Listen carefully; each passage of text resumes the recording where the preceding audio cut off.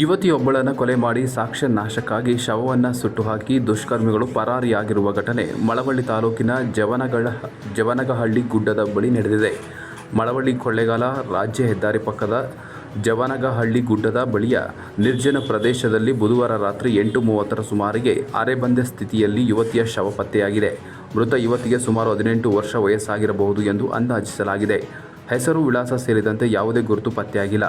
ದುಷ್ಕರ್ಮಿಗಳು ಯುವತಿಯನ್ನು ಬೇರೆಡೆ ಕೊಲೆ ಮಾಡಿ ಶವವನ್ನು ಇಲ್ಲಿಗೆ ತಂದು ಪೆಟ್ರೋಲ್ ಹಾಗೂ ಸೀಮೆ ಎಣ್ಣೆ ಸುರಿದು ಬೆಂಕಿ ಹಚ್ಚಿ ಸುಟ್ಟು ಪರಾರಿಯಾಗಿದ್ದಾರೆ ಎಂದು ಪೊಲೀಸರು ಶಂಕಿಸಿದ್ದಾರೆ. ಸ್ಥಳೀಯರು ದುರ್ವಾಸನೆ ಹಾಗೂ ಹೊಗೆ ಕಂಡು ಹತ್ತಿರ ಹೋಗಿ ನೋಡಿದಾಗ ಈ ಕೃತ್ಯ ತಿಳಿದು ಬಂದಿದೆ. ಕೂಡಲೇ ಬೆಳಕವಾಡಿ ಪೊಲೀಸರಿಗೆ ಮಾಹಿತಿ ನೀಡಿದ್ದಾರೆ. ಸುದ್ದಿ ತಿಳಿಯುತ್ತಿದ್ದಂತೆ ಬೆಳಕವಾಡಿ ಪಿಎಸ್ಐ ಪ್ರಕಾಶ್ ಸಿಬ್ಬಂದಿ ಸಮೇತ ಸ್ಥಳಕ್ಕೆ ಧಾವಿಸಿ ಪರಿಶೀಲನೆ ನಡೆಸಿದರು.